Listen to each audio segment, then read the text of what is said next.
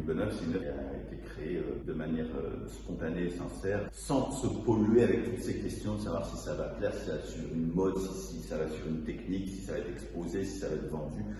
Non, la personne crée une œuvre pour exprimer quelque chose. Toute la question de l'exposition, la question du marché arrive dans un deuxième temps. Il faut toujours différencier le marché de l'art et l'art.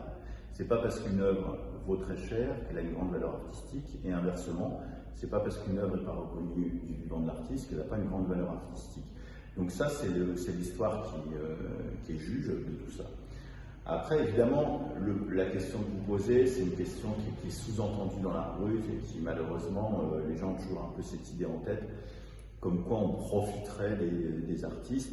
Par rapport à l'expérience que j'ai, qui est quand même une expérience de 25 ans, je ne vois pas du tout ça comme ça. Je vois des gens qui ont effectivement, à une certaine époque, il faut voir qu'il y a des gens qui créent dans leur coin, qui ne pensent pas du tout que ça puisse intéresser des gens.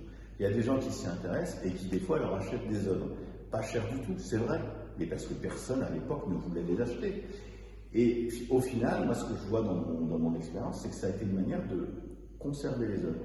C'est-à-dire que s'il n'y avait pas eu des passionnés qui avaient gardé. Vous prenez Aloïs Corbas, ici, par exemple. C'est une œuvre qui a été repérée évidemment par Jean Dubuffet, qui lui a créé une collection, tout ça. Mais ça intéressait beaucoup aussi tout le milieu de la psychiatrie, puisqu'elle était internée.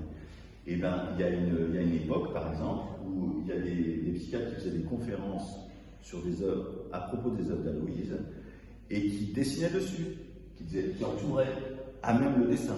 Tout ça pour vous dire qu'ils n'avaient aucun respect pour l'œuvre. Pour eux, ce n'était pas une œuvre, c'était un support d'analyse psychiatrique. Alors que, à côté, les amateurs d'art brut, eux, ils ont acheté ces œuvres, certes pas très chères à l'époque, mais ils les ont gardées, les ont conservées. S'il n'y avait pas eu ces gens-là, actuellement, la moitié des œuvres d'art brut qui sont présentes dans les musées n'existeraient pas. C'est comme ça que maintenant, on a des très belles œuvres. Alors évidemment, le marché s'y intéresse, donc les prix montent. Et donc forcément, les prix montent. Mais l'art brut reste quand même très abordable. C'est-à-dire qu'on est en présence d'un courant artistique très important. Et si vous prenez les 10 artistes les plus importants de ce mouvement, on reste dans des prix qui sont peut-être 10 ou 100 fois inférieurs à des artistes phares d'autres mouvements artistiques contemporains.